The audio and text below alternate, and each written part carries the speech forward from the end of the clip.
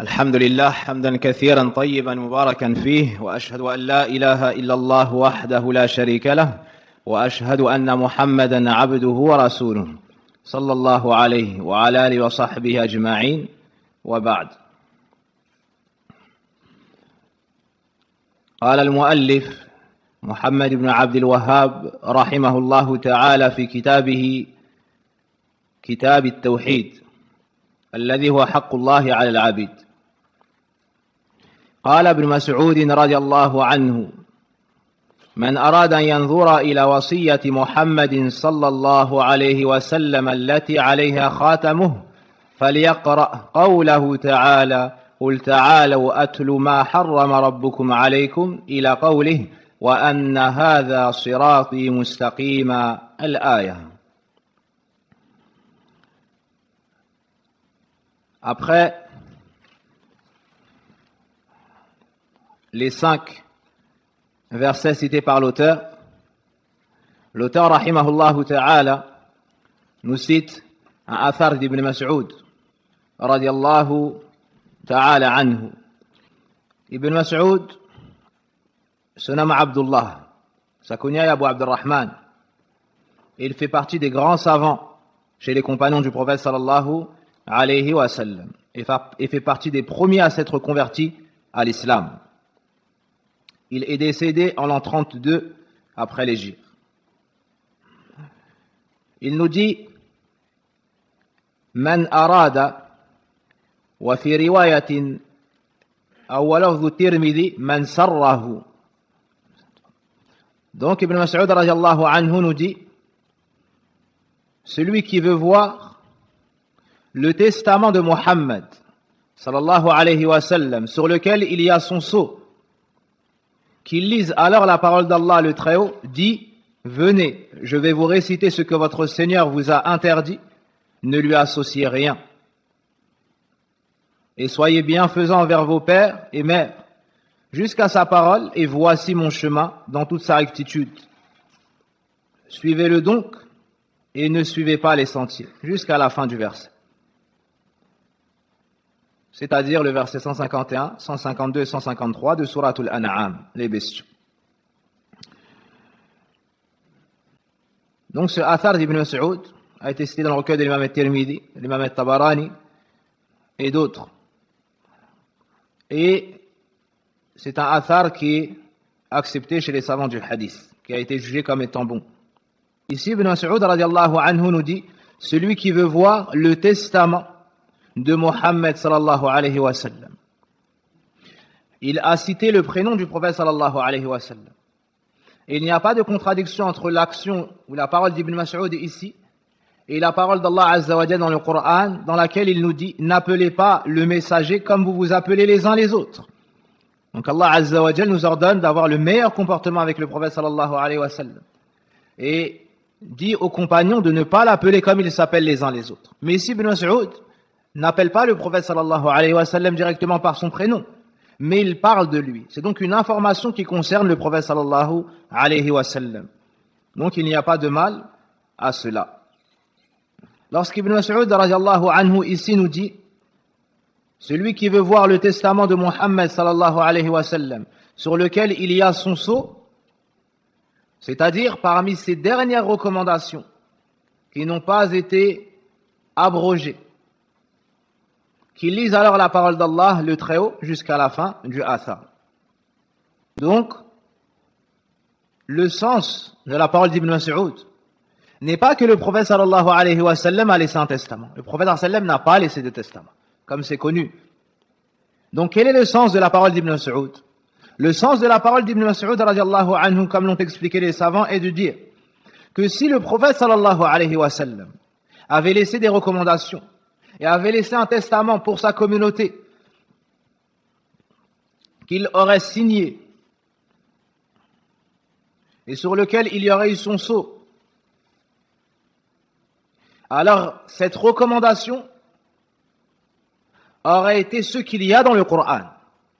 C'est-à-dire qu'il n'aurait pas ajouté à ce qu'on trouve dans le Coran. Et parmi ce qu'on trouve dans le Coran, et parmi les meilleures recommandations du Coran, c'est 10 recommandations qu'on surnomme le verset des 10 recommandations. Cette parole d'Ibn Mas'ud est en réalité une réponse qu'il a faite à Ibn Abbas. Abdullah ibn Abbas radiallahu anhu a dit: le grand mal est dans le fait qu'il y a eu un obstacle entre nous et le testament du prophète sallallahu alayhi wa sallam. C'est-à-dire qu'il ne nous a pas laissé de testament. Alors Ibn Mas'ud lui a rappelé que si le prophète sallallahu alayhi wa sallam aurait fait des recommandations, il n'aurait pas ajouté à ce qu'il y a dans le Coran. Il nous aurait plutôt orienté vers ce qu'il y a dans le Coran. Donc pourquoi est-ce que l'auteur a cité cette parole d'Ibn Mas'ud radiallahu anhu dans son livre Kitab al-Tawhid? Donc l'auteur a cité ce athar car dans ces versets auxquels fait référence à Abdullah ibn Mas'ud radiallahu anhu, il y a de grandes recommandations. Et la première recommandation est l'interdiction du shirk qui nous appelle à unifier Allah subhanahu wa ta'ala. Dans ces versets, il y a la grande place du tawhid. Que pouvons-nous tirer de la parole d'Ibn Mas'ud radiallahu anhu? De ce texte, on tire l'importance de ces 10 recommandations qu'Allah subhanahu wa ta'ala nous fait dans le Coran. De ce texte, on tire que le prophète sallallahu alayhi wa sallam recommande à sa communauté ce qu'Allah a recommandé dans le Coran. Donc toute recommandation d'Allah dans le Coran, c'est aussi une recommandation du prophète sallallahu alayhi wa sallam pour sa communauté. De ce texte, on voit la grande science et la profondeur de la science des compagnons du prophète sallallahu alayhi wa sallam et leur grande maîtrise du Coran. Particulièrement Abdullah ibn Mas'ud, qui est un des plus grands savants du Coran, au point de dire: si je savais ou si j'avais eu connaissance d'une personne qui a une science sur le Coran que j'ignore et qu'on puisse l'atteindre sur le dos d'une bête, j'aurais voyagé vers lui. Abdullah ibn Mas'ud est un des plus grands savants du Coran et des causes de révélation du Coran, radiyallahu anhu. Et vous connaissez tous la valeur d'Ibn Abbas dans le tafsir. Et dans cette recommandation, il y a l'importance du tawhid. De cela, on tire que le prêche du prophète sallallahu alayhi wa sallam a commencé par la mise en garde contre le polythéisme et l'appel au tawhid, et qu'il a fini également par cela. Et qu'il a fini son prêche également par cela. Ou la dernière parole de ce chapitre. Selon Mu'adh ibn Jabal, هو معاذ ibn Jabal ibn Amr ibn Aus al-Ansari al-Khazraji. Mu'adh ibn Jabal fait partie des Ansar, parmi les Khazraj, et c'est un des grands savants chez les compagnons du prophète sallallahu alayhi wa sallam. Parmi les plus savants dans le fiqh, la jurisprudence, la science du halal et du haram. Il a assisté à la bataille de Badr et aux batailles qui ont suivi celle-ci. Le prophète sallallahu alayhi wa sallam lui avait confié les gens de la Mecque lors de son ouverture, afin qu'il enseigne la religion d'Allah subhanahu wa ta'ala aux musulmans. Plus tard, il l'a envoyé au Yémen, afin d'appeler les gens à l'islam. Il est mort dans la région du Cham, vers la Syrie et aux alentours, ce qui sera au jour d'aujourd'hui cette région, en l'an 18 après l'hégire, et il n'était pas âgé. Il avait, lorsqu'il est décédé, 38 ans. Et c'était un grand savant. Radiyallahu anhu. Il nous dit: j'étais derrière le prophète sallallahu alayhi wa sallam sur un âne.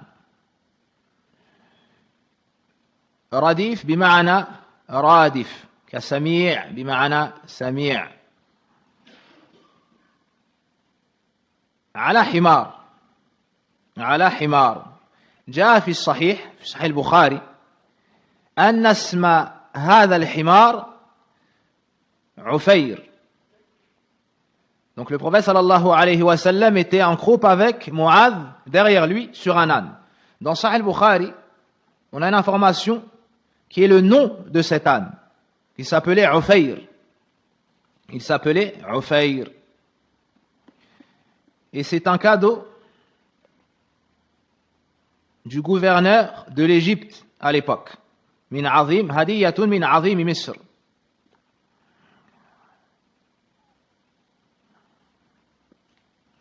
Donc Mu'adh nous dit que le prophète sallallahu alayhi wa sallam lui a dit: Ô Mu'adh, sais-tu quel est le droit d'Allah envers ses serviteurs?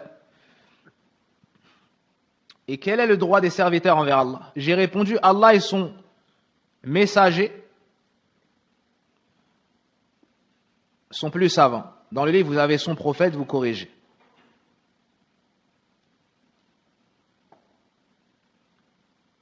Dans le livre, vous avez écrit vous prophète, vous corrigez, il faut écrire messager. Allah et son messager sont plus savants. Il a dit: le droit d'Allah envers ses serviteurs, c'est qu'il l'adore sans rien lui associer. Et le droit des serviteurs envers Allah, c'est qu'il ne châtie pas celui qui ne lui associe rien. J'ai dit: ô messager d'Allah. Donc là encore, vous corrigez le mot prophète par messager. Ô messager d'Allah, ne dois-je pas annoncer la bonne nouvelle aux gens? Il a dit: ne leur annonce pas. Ne leur annonce pas, sinon ils vont se reposer sur ça. Akhrajah. Donc Mu'adh nous dit qu'il était sur un âne derrière le prophète sallallahu alayhi wa sallam. Et que le prophète sallallahu alayhi wa sallam l'a questionné en lui disant: ô Mu'adh, sais-tu quel est le droit d'Allah envers ses serviteurs? Donc, quel est le droit d'Allah envers ses serviteurs? C'est-à-dire, quelle est la chose qu'il leur a rendue obligatoire par-dessus tout? Et le droit le plus immense qu'il a sur ses serviteurs. Et quel est le droit des serviteurs sur Allah? Et quel est le droit des serviteurs sur Allah? C'est-à-dire que c'est rendu Allah Azza wa Jal obligatoire à lui-même par bonté et bienfaisance pour ses serviteurs. Et non pas que les serviteurs peuvent rendre quelque chose obligatoire à Allah Azza wa Jal. Le serviteur est certes trop faible et insignifiant pour pouvoir rendre obligatoire une chose à Allah Rabbul Alamin. Et Allah est bien trop immense pour cela, et puissant, tabaraka wa ta'ala. Donc ceci est une chose qu'Allah s'est prescrit à lui-même. Il a décidé que celui qui ne lui associe rien, il ne le châtiera pas, comme on verra par la suite. Donc Mu'adh a répondu, il nous dit: j'ai répondu, Allah et son messager sont plus savants. Allah et son messager sont plus savants, c'est-à-dire plus savants que les autres, et plus savants que moi. Il a dit: le droit d'Allah envers ses serviteurs, c'est qu'il l'adore sans rien lui associer. Donc, qu'on adore Allah, c'est-à-dire d'un culte sincère, seul sans associé, et qu'on ne lui donne aucun associé, c'est-à-dire que ce soit dans le shirk akbar ou dans le shirk asghar, et que ce soit avec un ange, un prophète envoyé, un ange rapproché, ou autre que cela. L'interdiction totale du polythéisme sous toutes ses formes, et que ce soit le polythéisme majeur ou que ce soit le polythéisme mineur. Allah subhanahu wa ta'ala mérite de nous qu'on l'adore seul d'un culte sincère, car c'est lui qui nous a comblés de l'ensemble des bienfaits. Premièrement, et deuxièmement, car il a la perfection absolue dans tous ses noms et tous ses attributs. Et celui qui est parfait dans l'ensemble de ses noms et dans l'ensemble de ses attributs est le seul qui mérite qu'on se dirige vers lui par le culte. Subhanahu wa ta'ala. Et le droit des serviteurs envers Allah, c'est qu'il ne châtie pas celui qui ne lui associe rien.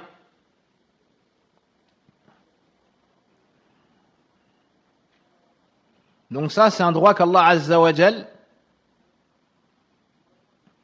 nous a accordé de par sa bonté et sa générosité. Puis Mu'adh dit, j'ai dit, ô messager d'Allah, ne dois-je pas annoncer la bonne nouvelle aux gens? Al-Bishara, Al-Ikhbar bima yasur. Al-Bishara, c'est de transmettre une information dont la personne se réjouira. هذا هو الأصل. الإخبار بما يسر. وقد تأتي البشارة مقيدة ويراد بها غير ذلك. مثال ذلك قوله تعالى فبشرهم بعذاب أليم. فبشرهم بعذاب أليم. Donc al-bishara, à la base, c'est une information de laquelle ou par laquelle se réjouira celle qui l'entendra. Celui qui l'entendra. Mais parfois, on peut utiliser le mot bishara ou bien al-bushra dans un autre sens. Mais cela sera spécifié dans le texte. Par exemple, dans le Coran, dans Surat al-Inshiqaq, فَبَشِّرْهُمْ بِعَذَابٍ أَلِيمٍ. Annonce-leur donc un châtiment douloureux. Alors qu'on a utilisé al-bushra. Mais ici on parle de châtiment. J'ai dit au prophète, au messager d'Allah, ne dois-je pas annoncer la bonne nouvelle aux gens? Il a dit, ne leur annonce pas. Sinon, ils vont se reposer sur ça. La tubashirhum fayattakilu ay ya'tamidu ala dhalika wa yatruku at-tanafus fil a'mal as-salihah. Le prophète sallallahu alayhi wa sallam a dit à Mu'adh de ne pas transmettre cette bonne nouvelle aux gens, de peur qu'ils se reposent sur cette bonne nouvelle, qu'ils se reposent sur la miséricorde d'Allah Azza wa Jal et sa bonté, et qu'ils délaissent la course à la bonne action, la demande, la recherche des bonnes actions, des actions surrogatoires, et à obtenir les plus hauts degrés du paradis. Tout cela en comptant sur la grande bonté, la grande générosité, la grande miséricorde d'Allah subhanahu wa ta'ala. Donc le sens général de ce hadith est que le prophète sallallahu alayhi wa sallam ici a voulu enseigner à Mu'adh et sa communauté après lui le caractère obligatoire du tawhid, son immensité et son importance, ainsi que ses mérites. Mais plutôt que de transmettre directement cette information à Mu'adh, radiyallahu anhu, il lui a transmis cette science sous forme de questions-réponses, afin que cela le touche plus encore,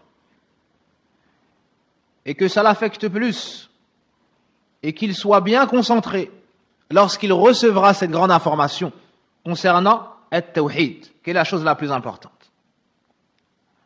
Pourquoi est-ce que l'auteur a cité ce hadith dans son livre?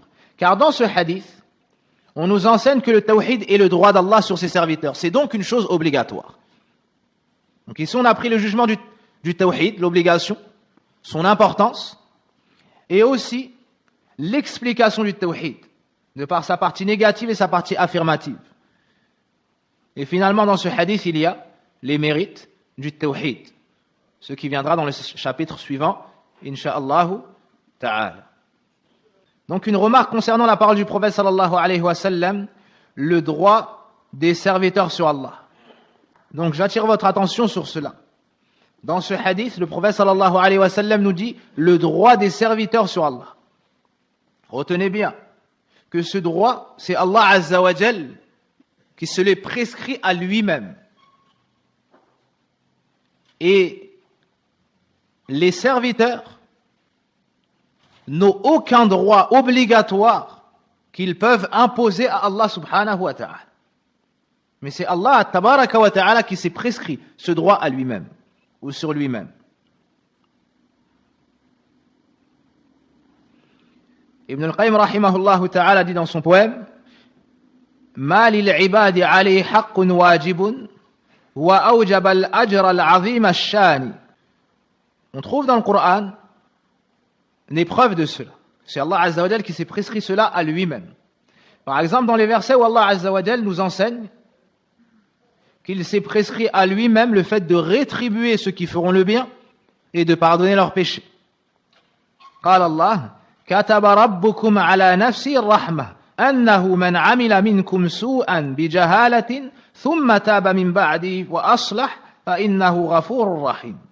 Dans Surat Al-An'am, Allah nous dit, votre Seigneur s'est prescrit à lui-même la miséricorde. Et quiconque d'entre vous fait un mal par ignorance et ensuite s'est repenti et s'est réformé, il est alors pardonneur et miséricordieux. Et cela contrairement à la secte de Al-Mu'tazila et de Al-Qadariyya, des Mu'tazilites et des Qadarites. Ces gens-là se sont égarés à la base et particulièrement dans ce chapitre. Ces gens-là ont dit que de rétribuer ceux qui auront obéi à Allah est un droit que possèdent les serviteurs sur Allah et c'est un droit qu'ils méritent eux sur Allah subhanahu wa ta'ala. Ala jihatil muqabala, al-mu'awada. C'est-à-dire que celui qui fait du bien, Allah est obligé de lui donner. C'est comme un échange, comme si nos actions pouvaient acheter la grande récompense d'Allah subhanahu wa ta'ala. Wala shakka anna hadha dalalun mubin. Et sans aucun doute, cela est un égarement évident.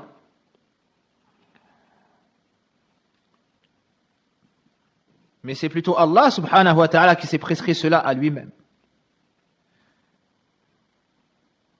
N'ont-ils pas lu le hadith du prophète sallallahu alayhi wa sallam dans lequel il nous dit La ou lan yadkhula ahadun al-jannata bi'amalihi. Le prophète sallallahu alayhi wa sallam nous dit aucun d'entre vous n'entrera au paradis grâce à ses bonnes actions. Alors les gens ont dit Wala anta ya Rasulallah. Même pas toi, ô message d'Allah. Pourquoi même pas toi? Car tu es le plus pieux, celui qui a le plus de bonnes actions.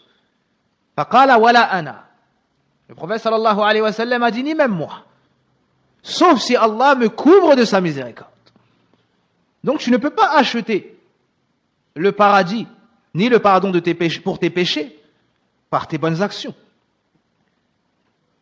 Les bienfaits qu'Allah Azza wa Jal te donne fi dunya, tu ne pourrais les rembourser. Que dire alors de sa récompense? Wallahu musta'an. Que pouvons-nous tirer de ce hadith? De ce hadith, on tire la modestie du prophète sallallahu alayhi wa sallam, du fait qu'il monte sur un âne.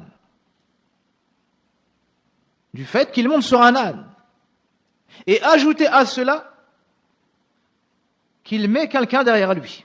Contrairement aux orgueilleux qui ne montent pas sur ce genre d'animal et encore moins avec quelqu'un derrière eux. De ce hadith, on tire une façon d'enseigner, de transmettre la science, qui est les questions-réponses. Tu poses des questions, même si les gens ignorent la réponse. Et ensuite, ils essayent de trouver la réponse, puis tu leur transmets la réponse, s'ils ne la trouvent pas. Ceci est une façon de transmettre la science, une façon que faisait le prophète sallallahu alayhi wa sallam souvent. De ce hadith, on tire que celui qui est questionné sur une chose qu'il ignore, il ne doit pas répondre, mais il convient plutôt à ce qu'il dise, il lui convient plutôt de dire La adri, je ne sais pas où, Allahu a'lam. Allah est plus savant. Allah est plus savant. Mu'adh a dit Allahu wa rasuluhu a'lam. Cette parole était au temps du prophète sallallahu alayhi wa sallam. Après sa mort, le mieux est de dire Allahu a'lam. Allahu a'lam. Même si certains savants considèrent que si c'est dans une chose religieuse, on peut dire Allahu wa rasuluhu a'lam même après sa mort.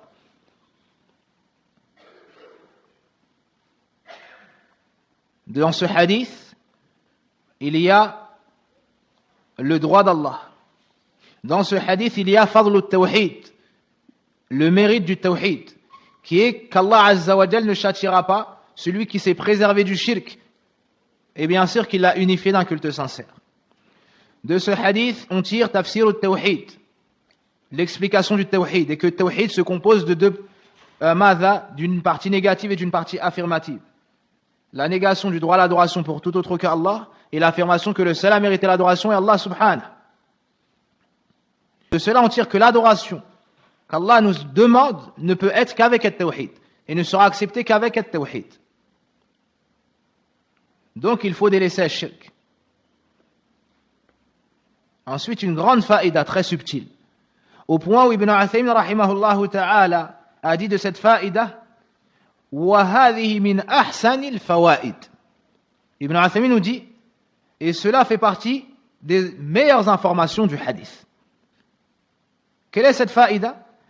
استحباب بشارة المسلم بما يسره. Subhanallah. De ce hadith, on tire le caractère recommandé. Donc on nous encourage à annoncer aux musulmans la bonne nouvelle par laquelle on rentrera la joie dans son cœur. D'où est-ce qu'on a tiré ça dans le hadith? Hein? Barakallahu fik. Lorsque Mu'adh, immédiatement après avoir entendu cette bonne nouvelle, a voulu en faire profiter les musulmans et rentrer la joie dans leur cœur. Donc de cela, on va tirer aussi une autre chose, c'est quoi? Qu'il ne faut pas attrister le musulman. Il ne faut pas attrister le musulman, mais plutôt chercher à réjouir les musulmans. Subhanallah. هذه فائدة جميلة جدا. Et à la fin du long hadith de Ka'b ibn Malik, les trois qui n'avaient pas participé à la bataille de Tabouk, vous connaissez tous ce hadith, dans Riyad Salihin, le long hadith. Lorsque le repentir de Ka'b est venu dans le Coran, dans Surah At-Tawbah, que s'est-il passé? Deux personnes se sont concurrencées pour aller annoncer la bonne nouvelle à Ka'b. Un a pris une monture et s'est empressé de galoper vers la maison de Ka'b. Et le deuxième a fait quoi? Le deuxième est monté sur un endroit élevé et a crié Abshir, ya Ka'b.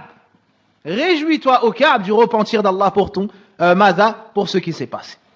Et la voix a devancé la personne qui était partie sur sa monture. Bon, ça c'est une faïda azima, ça te montre les sahaba, comment est-ce qu'ils étaient. Ils annonçaient les bonnes nouvelles et plus encore se concurrençaient dans cela. Donc si c'est une bonne chose d'annoncer la bonne nouvelle, tu ne dois pas attrister tes frères par une parole, par une action ou autre.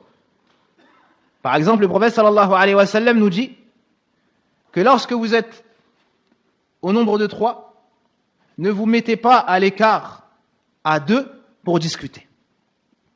Puis il dit à la fin du hadith, qu'est-ce qu'il dit? Car cela l'attriste. Si on est 3, il ne nous faut pas, ou bien tu ne dois pas partir avec un des frères sur le côté pour discuter. Et le prophète sallallahu alayhi wa sallam nous cite la sagesse de ne pas faire ça. Il nous dit, car ça attristera le 3e. Regardez cette religion parfaite, subhanallah. Tu fais attention même à ce que tu peux faire à ton frère. Ne dis pas, j'ai pas voulu faire ça, ou c'était pas mania. Non. Prends l'enseignement du prophète sallallahu alayhi wa sallam et éloigne-toi des causes qui peuvent attrister ton frère.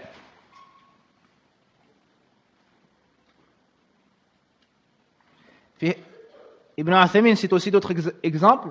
Il dit, lorsque les anges sont venus voir Ibrahim alayhi salam, qu'est-ce qu'ils ont fait? Ils lui ont annoncé la bonne nouvelle de Ishaq, et après Ishaq, Ya'qub. Après Ishaq, Ya'qub. Yani tu vas rester en vie. Et ton épouse, qui était auparavant stérile, va enfanter d'un enfant, Ishaq, et tu vas rester en vie tellement longtemps que tu vas voir l'enfant d'Ishaq, Ya'qub. Ça, c'est une bishara azima jiddan pour quelqu'un qui a atteint l'âge avancé et une femme qui n'a pas réussi à avoir d'enfant. Donc ça, c'est un grand comportement. في هذا الحديث جواز كتمان العلم. De ce hadith, on tire la permission de cacher une partie de la science à une partie de la communauté. Limaslahatin, s'il y a un bien dans cela. Car ici, le prophète sallallahu alayhi wa sallam a dit à Mu'adh de ne pas transmettre cette information, afin que les gens continuent dans la recherche des plus hauts degrés du paradis et les bonnes actions.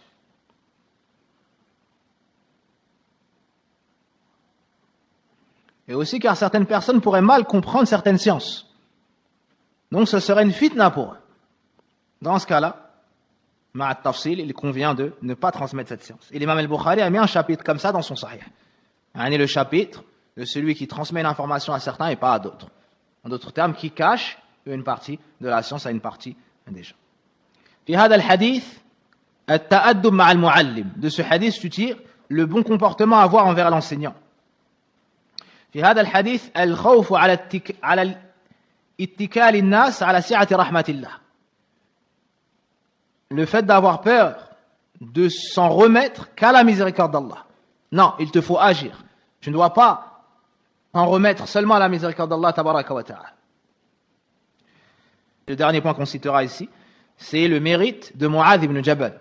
Le fait que le prophète sallallahu alayhi wa sallam lui transmet une science particulière, et à lui tout particulièrement. Et pour finir ce chapitre, on dit qu'à travers les textes que l'auteur a cités, et l'ordre que l'auteur a cité, on voit la grande science. Et la parfaite méthodologie de l'auteur quant à son enseignement. Quant à son enseignement et la transmission de la science. Le chapitre des mérites du tawhid et ceux qu'il expie comme péché. Le chapitre des mérites du tawhid et les péchés qu'il permet d'expier. Donc voici le chapitre des mérites du tawhid et les péchés qu'il permet d'expier. Lorsque vous voyez dans les livres le chapitre de telle chose, le chapitre de telle chose, un chapitre, c'est un ensemble de sciences dans lequel il y a la plupart du temps différentes choses, différents points qui sont enseignés. Donc ce qui est voulu par le tawhid ici, les mérites du tawhid, c'est l'ensemble du tawhid. L'unicité d'Allah Azza wa Jal dans sa seigneurie, dans l'adoration, dans ses noms et ses attributs. Ou bien on dit que ce qui est voulu, c'est l'unicité d'Allah dans l'adoration, et l'unicité d'Allah dans l'adoration comprend les deux autres formes de tawhid. Donc quoi qu'il en soit, ça revient au même. Donc, le sens du titre de ce chapitre n'est pas que le tawhid expie une partie des péchés seulement. Non, il ne faut pas comprendre ça. Mais c'est le chapitre des mérites du tawhid, et que ce tawhid duquel nous parlons a comme mérite le fait qu'il expie les péchés. Tous les péchés. Et cela, selon la perfection du tawhid du serviteur. Donc pourquoi est-ce que l'auteur a cité ce chapitre dans son livre Kitab al-Tawhid? Car dans ce livre, l'auteur nous a transmis ce qu'est le tawhid, les mérites du tawhid, ce par quoi on peut compléter notre tawhid, la récompense des monothéistes, et ce qui annule le tawhid et ce qui diminue le tawhid. Ben, ce chapitre est sur les mérites du tawhid. En ce qui concerne la sagesse d'avoir mis le chapitre des mérites du tawhid et les péchés qu'il expie, juste après ce que nous avons déjà vu, l'auteur, après nous avoir enseigné que le tawhid était le droit d'Allah sur ses serviteurs, et ce pourquoi nous avons été créés, et ce pourquoi on a envoyé l'ensemble des messagers et prophètes, ici le serviteur penche vers le tawhid. Il veut encore plus de tawhid.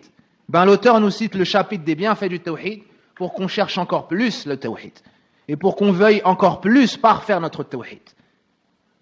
Donc c'est très sage de sa part d'avoir mis ce chapitre après la connaissance du tawhid et son caractère obligatoire.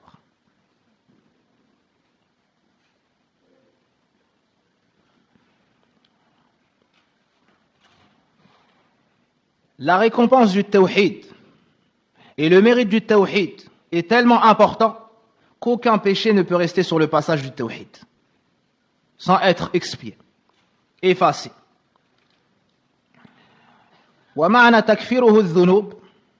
Et lorsqu'on dit que le tawhid expie les péchés, c'est-à-dire qu'il ne restera rien des effets de ce péché. Ça l'efface totalement, complètement, comme s'il n'y avait pas eu de péché auparavant. Donc on comprend que l'auteur a divisé son livre en plusieurs chapitres, 66 chapitres ou 67 chapitres.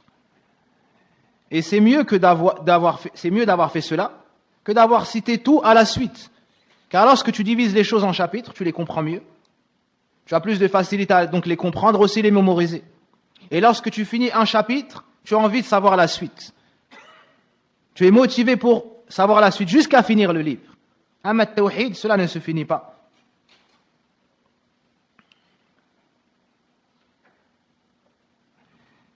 Et on dit al-bab, le chapitre, on appelle cela aussi at-tarjama. Dans les livres de certains savants, vous pouvez trouver at-tarjama, pour dire le chapitre. On a appelé cela tarjama. En français, littéralement, c'est la traduction. Car cet intitulé, le titre, ce qui traduit ou nous fait comprendre ce qui va être cité par la suite. C'est comme le jugement et le résumé de ce qui va être cité par la suite. Et ce qui est cité par la suite seront les preuves de ce titre et l'explication ainsi que les détails de ce titre. Et cela nous rappelle ce qu'a fait l'imam al-Bukhari rahimahullah ta'ala dans Sahih al-Bukhari. Il a mis son fiqh dans l'intitulé, dans le titre des chapitres. Et on entamera le premier verset, incha'Allah ta'ala, demain, après salat al-Maghrib. Wa sallillahumma wa barik ala nabina Muhammadin wa ala alihi wa sahbihi ajma'in. Subhanakallahumma wa bihamdik. Ashhadu an la ilaha illa ant. Astaghfiruka wa atubu ilayk.